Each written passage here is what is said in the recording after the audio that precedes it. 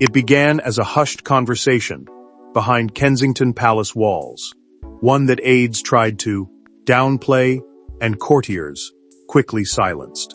But the look on Princess Catherine's face as she exited that private meeting said everything the palace couldn't. Something was wrong, and it involved Charlotte. What was first dismissed as a rumor soon turned into a royal firestorm, now confirmed by the very people who fought to protect it. Before we go deeper into what this really means for the royal family, make sure to subscribe so you don't miss a single update. At first, the whispers seemed too extraordinary to believe. Royal households are built on discipline, routine, and careful control of information. Every appearance is planned, every statement reviewed, every unexpected development managed behind closed doors, long before the public ever hears a word. Yet something about this situation felt different from the beginning. The meeting itself had already raised eyebrows among palace insiders. Catherine, Prince William, and a group of trusted medical advisors had reportedly gathered for discussions that lasted far longer than originally expected. Staff members, who normally moved through those corridors with confidence, suddenly became guarded. Questions were met with silence. Even longtime aides appeared unusually cautious, creating an atmosphere that many royal correspondents would later describe as deeply unsettling. The first reports suggested a sudden health concern involving Princess Charlotte. Details were scarce, and official channels remained completely silent. Normally, even minor royal developments are accompanied by carefully crafted reassurance. This time there was nothing. No clarification, no calming statement, no effort to dismiss growing speculation. Instead, an unusual wall of secrecy descended over Kensington Palace. Palace aides were reportedly instructed not to discuss the matter under any circumstances, a decision that immediately fueled even more questions. Why such extraordinary caution? Why were trusted staff members refusing to speak even off the record? And why did senior royal figures appear increasingly tense as the days passed? Those questions only multiplied when Catherine emerged from the private discussions. Observers noted a dramatic change in her demeanor. The princess, usually known for her calm confidence during periods of public scrutiny, appeared visibly shaken. The strain seemed impossible to ignore. For many who witnessed those moments, it felt as though she had just learned something capable of changing far more than a single day's schedule. It was not merely concern, it was the weight of uncertainty, the burden of information she could not yet share, and the great emotional struggle of protecting a child while carrying the expectations of an institution, watched by millions around the world. Later that evening, another moment quietly captured attention. Prince William was reportedly seen spending private time with Charlotte, offering comfort and reassurance away from public view. On its own, the moment may have seemed ordinary.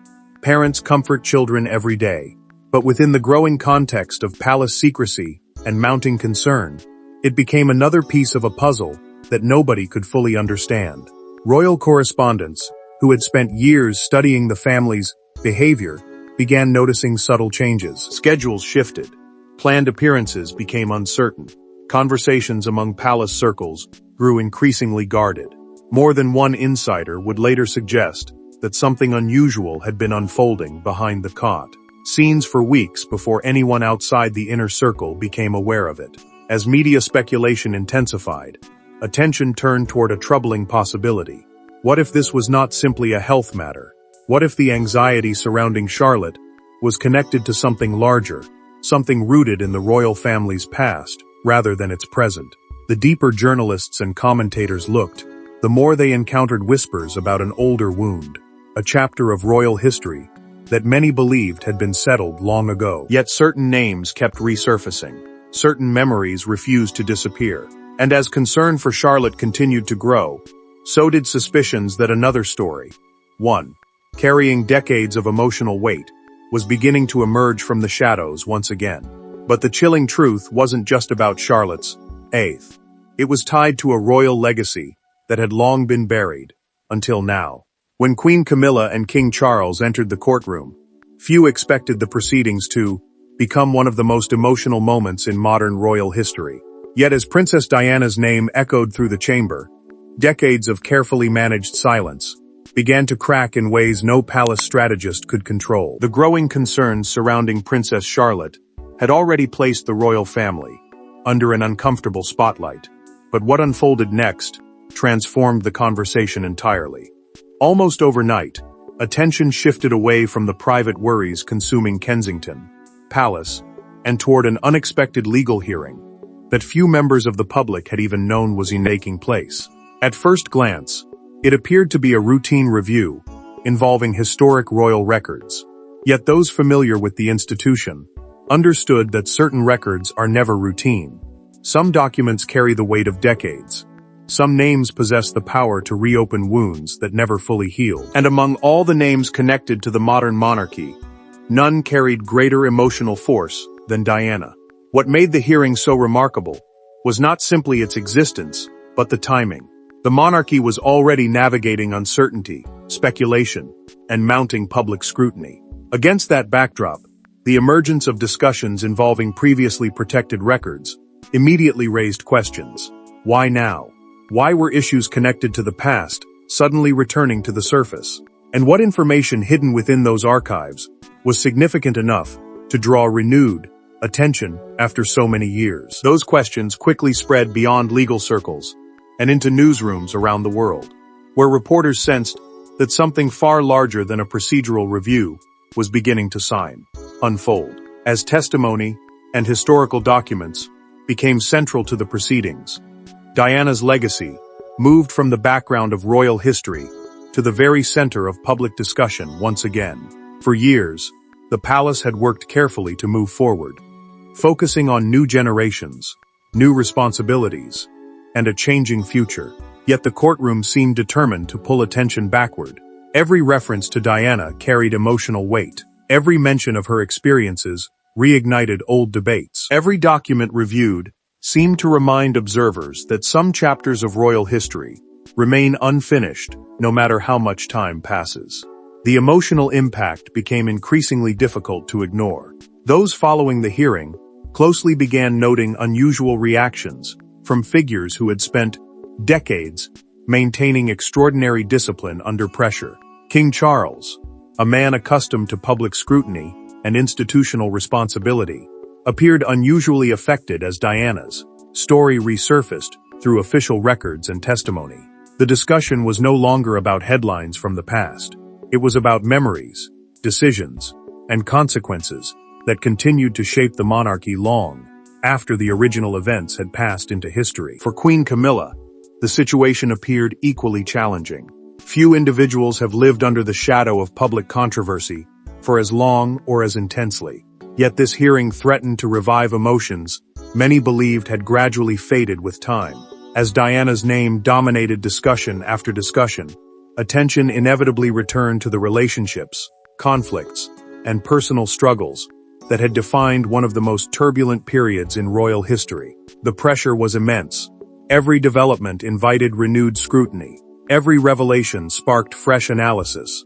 Every moment seemed to deepen the sense that the past was refusing to remain where the palace had hoped it would stay. Outside the courtroom, public fascination intensified at a remarkable pace. News organizations devoted extensive coverage to every detail emerging from the proceedings. Commentators debated the significance of long-protected records. Royal experts revisited decades-old events. Social media became flooded with theories, questions, and speculation. What had begun as a relatively obscure legal matter was rapidly becoming one of the most closely watched royal developments in years. The atmosphere surrounding the hearing grew increasingly tense, as observers sensed that important questions remained unanswered. And perhaps that was what unsettled palace officials most of all. The hearing was not merely revisiting history, it was encouraging people to ask whether there were still secrets waiting beneath the surface. Were all the facts truly known? Had every significant detail already been revealed? Or were there aspects of the story that had remained hidden, protected by time, circumstance, and institutional silence? As those questions grew louder, it became clear that the hearing was opening doors many believed had been permanently closed. As the hearing continued, attention turned away from the courtroom itself and toward events that had unfolded nearly 3 decades earlier. For years, The monarchy believed time had softened the wounds left behind by Diana's tragic death. But inside that courtroom, her presence seemed impossible to escape. Every document, every recollection, and every unanswered question brought her memory rushing back into the center of royal life. What had started as an unexpected legal hearing was now evolving into something far more emotional and far more dangerous for the institution itself. The further the proceedings moved into the historical record, the more difficult it became for anyone involved to separate the past from the present. Diana was no longer simply a chapter in royal history. She had become the defining force around which every conversation seemed to revolve. Her influence stretched across generations, crossing the boundaries of time in a way few public figures ever achieved. Decades after her death, her name still carried extraordinary emotional power, and as the courtroom revisited moments many had hoped would remain buried, it became clear that the monarchy was once again being forced to confront one of the most painful periods in its modern existence. For the public, the affection never truly disappeared. Years had passed, monarchs had changed, and new royal stories had captured headlines. Yet Diana remained deeply woven into the public imagination. Many still viewed her as a symbol of compassion, vulnerability, and resilience. That enduring connection made every discussion inside the hearing feel intensely personal to millions of people. The records being examined were not merely legal documents. To many observers, they represented fragments of a larger story that had never fully been understood. Every new detail sparked fresh debate. Every recollection reignited emotions that had been dormant for years. And with each passing day, public interest grew stronger rather than weaker. As attention intensified, long-standing controversies began returning to the surface. Questions that had lingered on the edges of royal discussion for decades suddenly became central topics once again. Commentators revisited difficult moments. Analysts debated old decisions. Former accounts were scrutinized with renewed intensity. What made the situation especially challenging for the royal family was the realization that many of these questions had never completely disappeared. They had simply been overshadowed by time. Now they were back, and they were demanding answers. For members of the royal family, the emotional burden was impossible to avoid. The hearing forced individuals to revisit memories they had spent years trying to move beyond. Some wounds may have faded, but they had never fully healed. The deeper the proceedings explored Diana's legacy, the more those old scars seemed to reopen. What made the experience so painful was not only the recollection of loss, but also the awareness that every detail was being examined under the gaze of a global audience. Private grief was once again becoming public conversation. For King Charles, the pressure appeared especially intense. The courtroom's focus on Diana inevitably brought renewed attention to decisions made during one of the most turbulent periods of his life. Whether fair or unfair, every discussion seemed to draw a line between the past and the present. Old choices were revisited. Old narratives resurfaced. The passage of time offered little protection against the emotional weight of those memories. As testimony continued, observers sensed that Charles was confronting not only public scrutiny, but also the enduring consequences of history itself. Meanwhile, Queen Camilla found herself facing another wave of examination. For years, she had worked to establish her role within the monarchy and move beyond the controversies that once defined public perception. Yet Diana's renewed presence within the proceedings changed the atmosphere dramatically. Old comparisons returned. Familiar criticisms resurfaced. Questions many believed had been settled suddenly appeared relevant again. The emotional strain became increasingly difficult to ignore, as every discussion seemed to pull attention back toward a chapter of royal history that remained deeply divisive. Then came the unexpected details. As court proceedings moved forward, information emerged that many observers had not anticipated. While none of it provided simple answers, it added new layers of complexity to an already emotional story. Rather than closing old debates, these revelations seemed to deepen them. The more that was uncovered, the more questions emerged. And perhaps that was the most unsettling realization of all.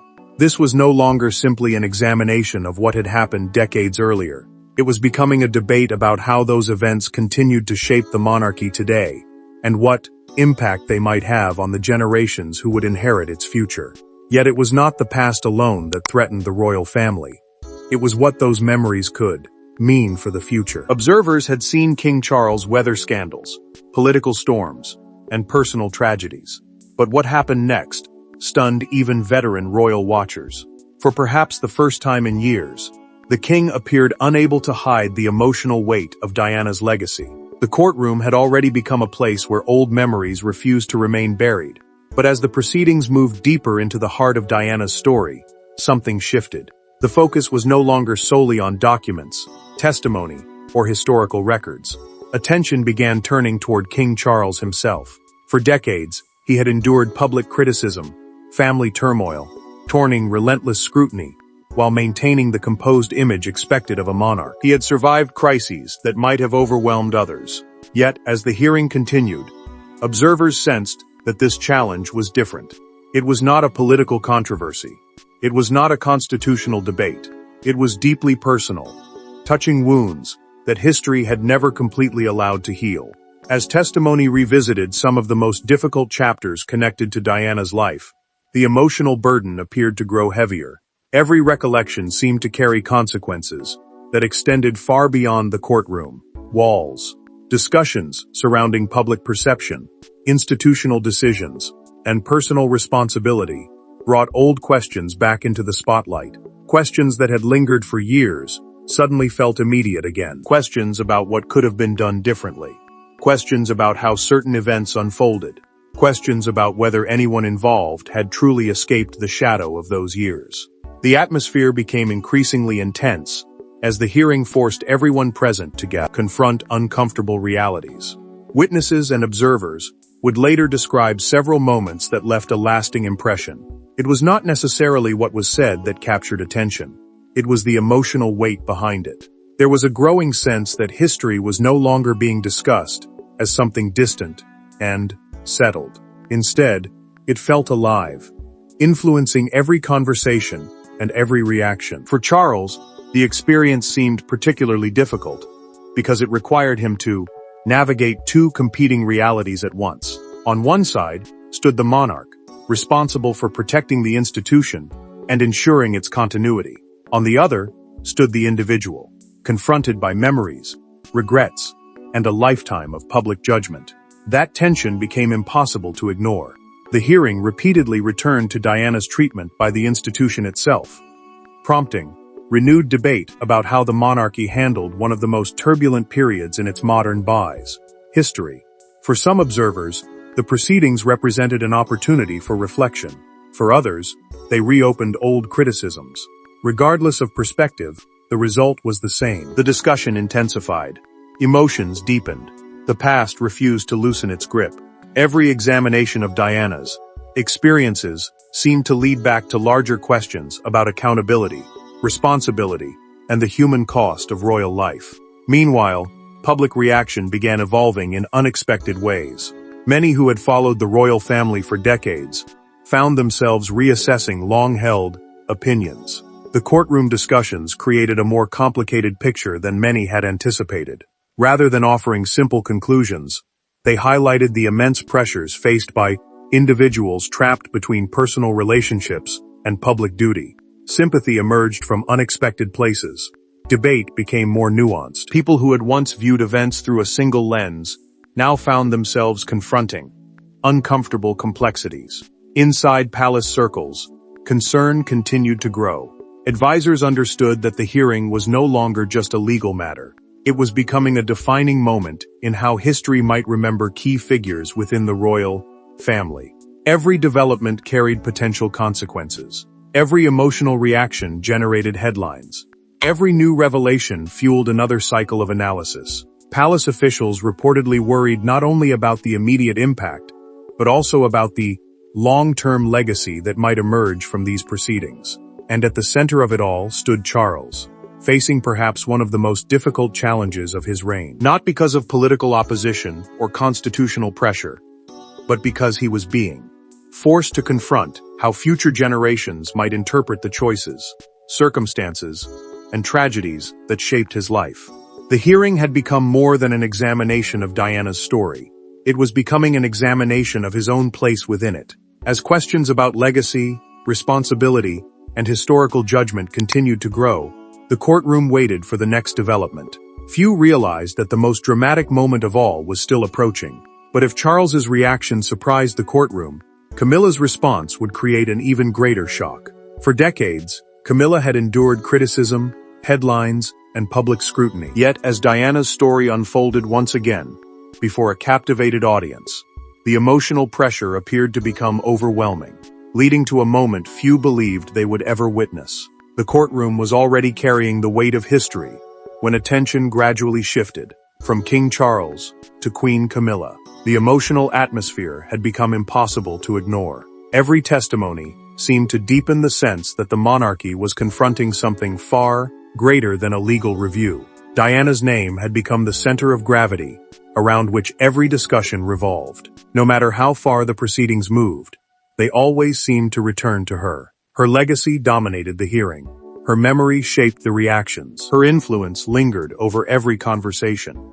And as that reality became increasingly impossible to escape, the pressure on those sitting at the heart of the storm continued to grow. For years, Camilla had learned to live with public judgment. She had faced criticism that lasted decades, weathered controversies that dominated headlines, and endured periods when public opinion seemed overwhelmingly against her. Over time, she had worked to establish her place within the institution and move forward from the conflicts that once defined royal discussion. Yet the courtroom was forcing a return to those difficult years. It was reopening questions many believed had already been settled. It was reviving emotions that had never completely disappeared. And with every passing hour, the burden appeared to become heavier. The testimony proved especially powerful because it was not merely recounting events. It was reminding everyone of the human consequences behind those events. Discussions surrounding Diana's experiences, public struggles, and enduring popularity created an emotional intensity that seemed to affect everyone present. The hearing was no longer operating on the level of facts alone. It had become deeply personal. Observers sensed that the proceedings were touching old wounds that had remained hidden beneath years of royal duty and public appearances. As emotions intensified, even experienced commentators began describing the atmosphere as unlike anything they had witnessed in years. Then came several critical moments that transformed the mood entirely. During particularly emotional testimony, the courtroom reportedly fell into an almost complete silence. It was the kind of silence that emerges when people realize they are witnessing something significant. Not because of dramatic statements or shocking revelations, but because of the emotional weight filling the room. The discussion had moved beyond legal records and historical details. It was now confronting the lasting impact of a woman whose influence remained remarkably powerful decades after her death. Outside the courtroom, the public response became increasingly divided.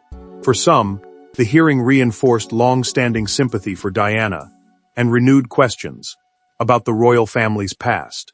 Others argued that decades had passed and that the institution had already endured enormous change.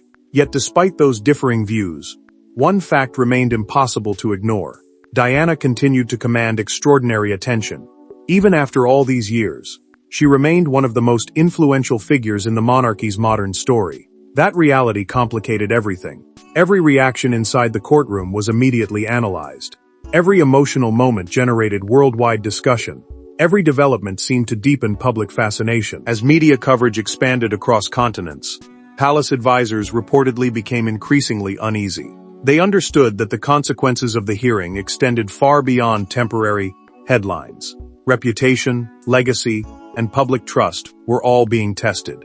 The monarchy had spent years attempting to shape a forward-looking narrative focused on continuity and stability. Yet the courtroom was dragging attention backward.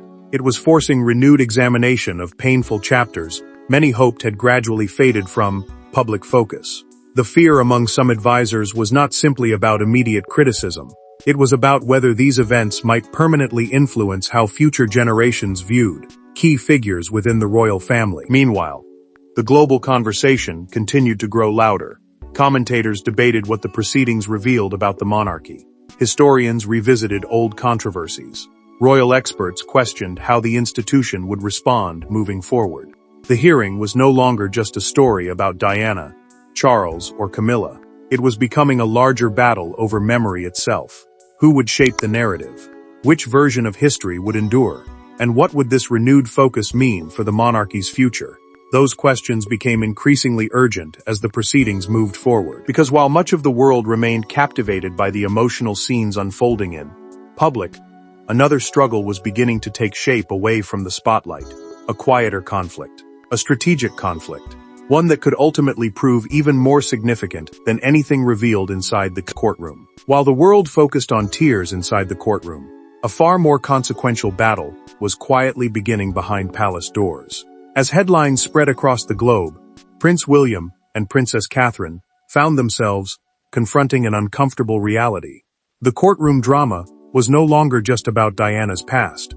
It was becoming a defining moment for the next generation of the monarchy. While public attention remained fixed on the emotional scenes surrounding King Charles and Queen Camilla, a quieter but equally significant struggle was unfolding elsewhere.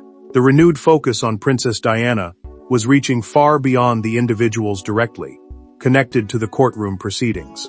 It was now touching the future of the monarchy itself.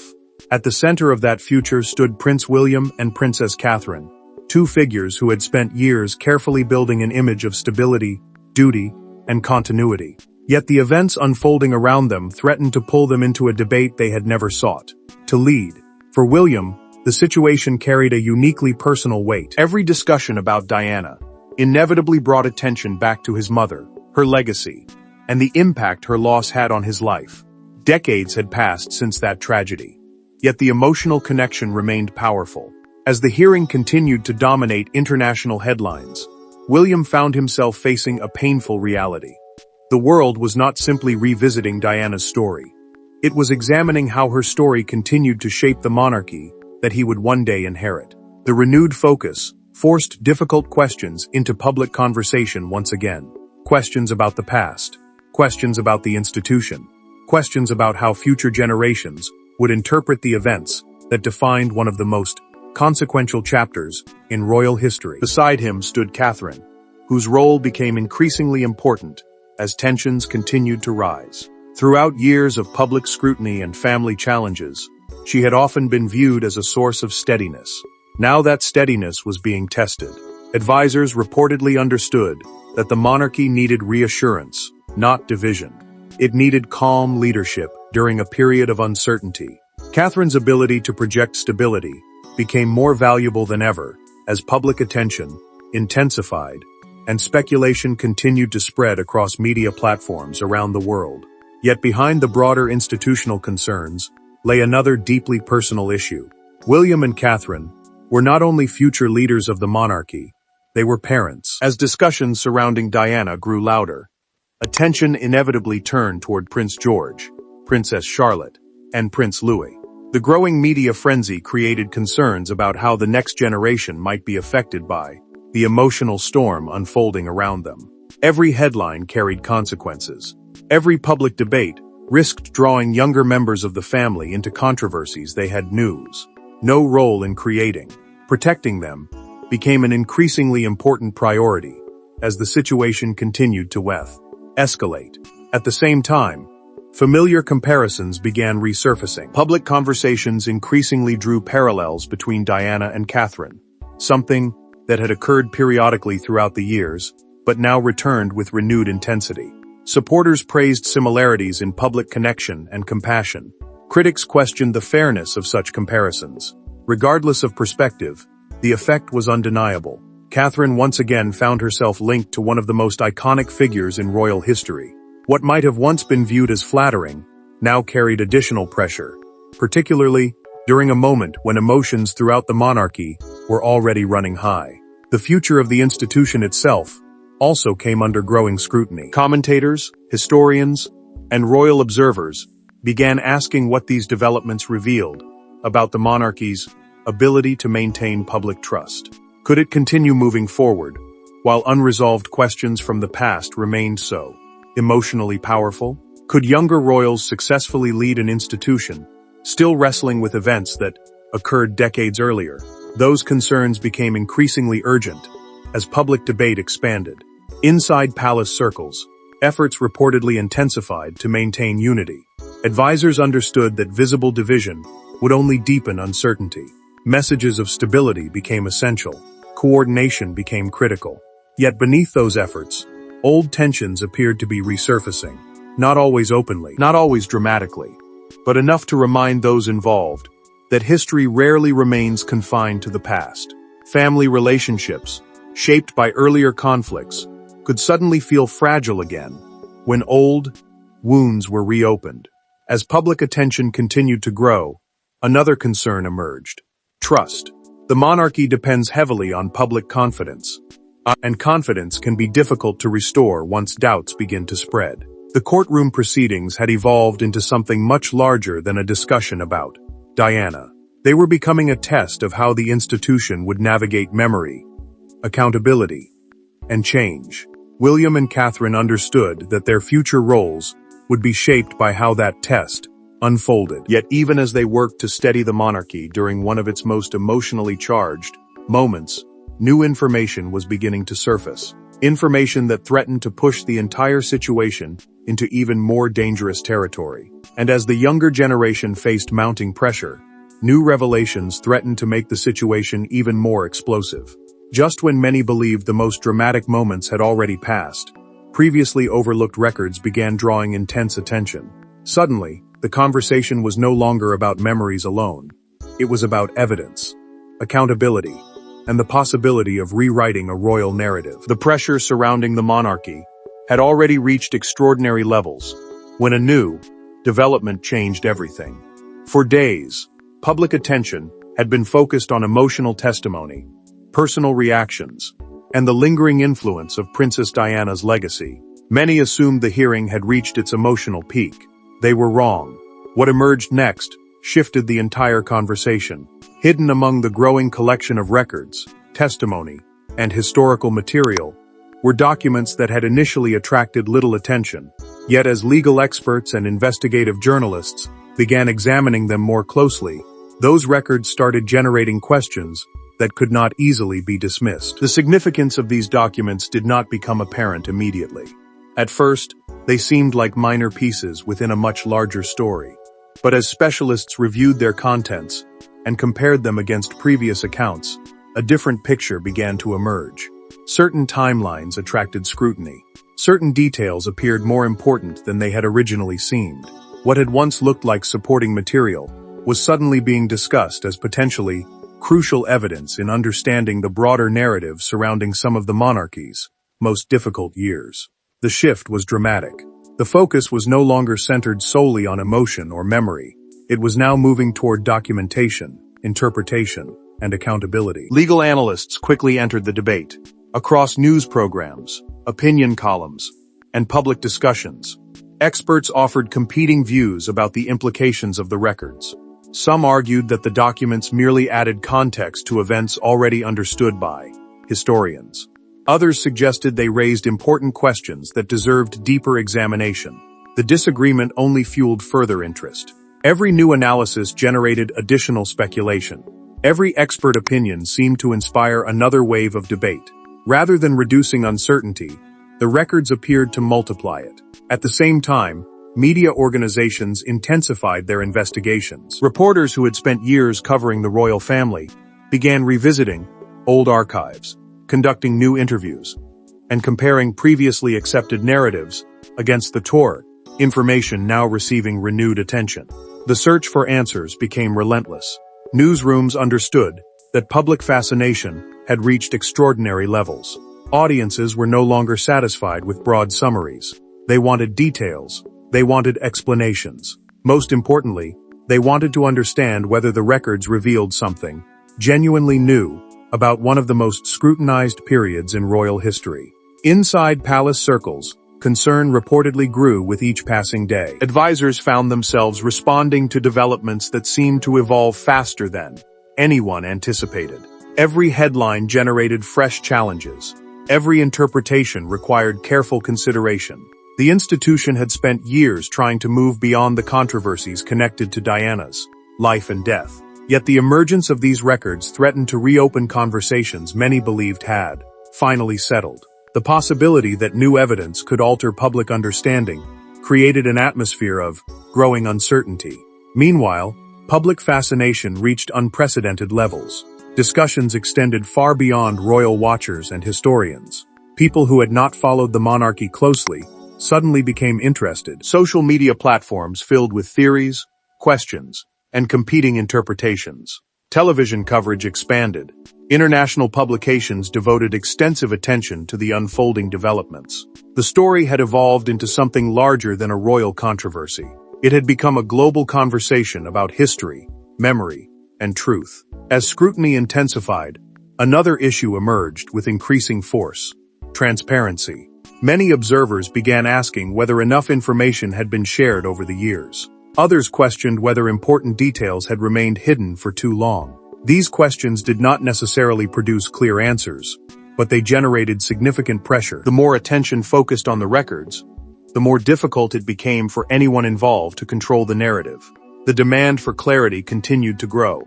For King Charles and Queen Camilla, the consequences became increasingly serious. What had begun as an emotionally difficult hearing was now evolving into something potentially far more challenging. New interpretations of old events carried the risk of reshaping public perceptions. Advisors reportedly worried about long-term reputational consequences.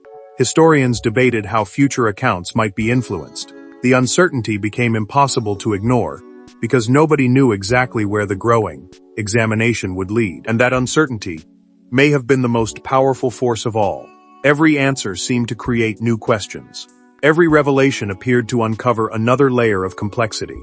The hearing had moved beyond individual personalities and private emotions. It was becoming a struggle over historical understanding itself, a struggle over which version of events would endure and how future generations would remember, one of the most dramatic chapters in modern royal history. What began as a courtroom hearing had now evolved into something much larger, a reckoning with history itself.